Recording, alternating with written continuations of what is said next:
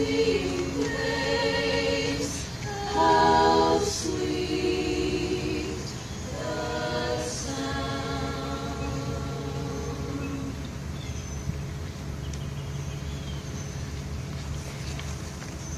That was awesome, and I appreciate you all being here today. That was Sullivan Central's choir, and y'all did a wonderful job, and I really appreciate it.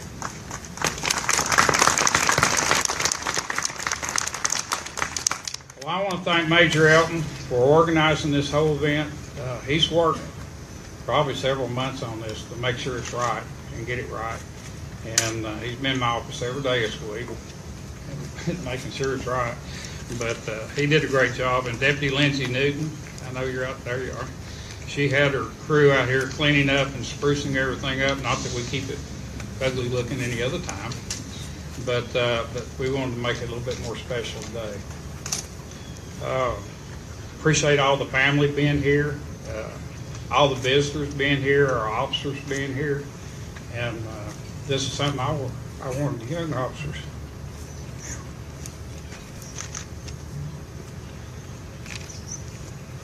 Just wanted them to see how dangerous it is. I want to thank Oak Hill Funeral Home for flowers, Clay Austin, pastor here in Blounteville, for coming here today, and Food City. Food City has always been a big help to us. You know, where we have a picnic or whatever we have, they've always been good. And now I want to introduce our guest speaker. And a lot of you know him as Mayberry Deputy. And I went to a conference one time, and I heard him speak, and he's probably one of the best speakers I've ever heard in my life. And, wow. But he is, and so I asked him, I've been wanting him to come here for a long time, and he stays really busy. And for a lot of you that don't know, he's not just a local celebrity, he's known across the nation. He's been in country music videos, he's at Mayberry Days. In fact, Chief Christian was at a school somewhere, I want to say out west, but I can't remember, I'm getting older. But anyway, he was there giving a speech. And so it's just a real honor for me. He's like a brother to me. Think the world of him, known him for years. And I've got a chief deputy, but I guess if I had another one, it'd probably be Barney. If we get rid of all the drugs and abuse of alcohol, I guess I would have a Barney. But thank you for being here today, and I want to turn it over to David Browning and let him talk to you. Sheriff. Thank you. Woo! Turn it down, turn it down. Boy, it's a real honor to be here with you today. Thank you for inviting me. You know, I wanted to go up here for a second. I didn't really know any of these, but sometimes it's kind of important to mention the names again. Special Deputy Lee Eldridge Eldrith, Constable Bruce Barker, Deputy Glayton Parker, Sergeant Roscoe Teague, Deputy Barry Shelton, Deputy Hubert Webb, Sergeant Arthur Lane, Deputy Steve Mullins, Deputy Steve Reiner. And you know, the hope is that list will stay like that.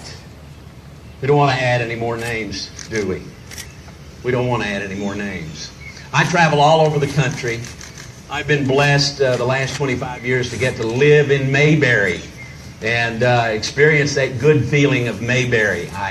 I've worked with a lot of the celebrities from the show.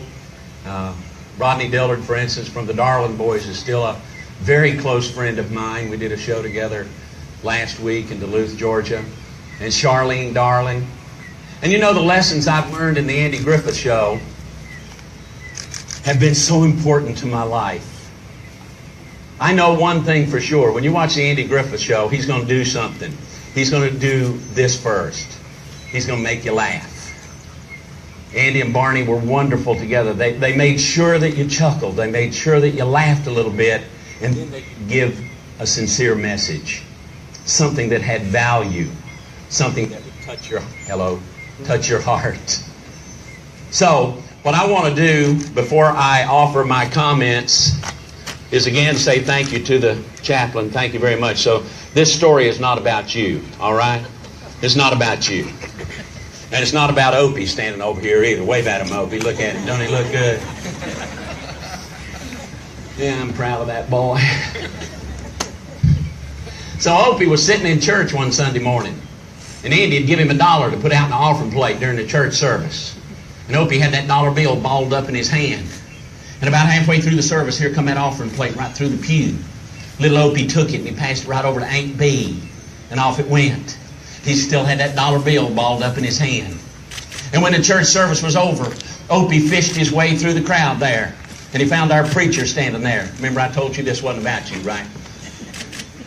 Found our preacher standing there, Reverend Tucker. He took old Reverend Tucker's hand and laid that crumpled up dollar bill out in it. Reverend Tucker looked at it. He says, "Why, Opie?" Like that. He says, "Why, Opie?" He says, "You know, I appreciate that." He says, "But tell me something. Didn't that offering plate come through your pew about halfway through the church service?" Like that. Little Opie looked up at him and says, "Yeah, preacher, it did." He says, "But I wanted to put that dollar bill right in your hand, because my pa says you're the poorest preacher we ever had." Like I said, that wasn't about you, buddy. But you know, laughter is a wonderful thing, even in the face of a very serious thing. A very serious thing when officers lose their lives. I had the great honor of addressing the Texas Sheriff's Association about a week after those 5 officers were killed out in Texas. Very somber day, very difficult day for those officers who had gathered from all over the state of Texas. And here they had to honor 5 slain brothers. How difficult is that? And today we honor these that are on the plaques up there. You know, the laying of the wreath, all of those things. It's necessary, it's important. But as I've traveled the country over these 25-odd years, I've discovered in my own life what the man upstairs, whatever power you want to call it, I happen to call it God. I've searched and I've tried to figure out what it is that he wanted me to do with my life. And it wasn't necessarily to play Barney Fife. That's why I call myself the Mayberry Deputy.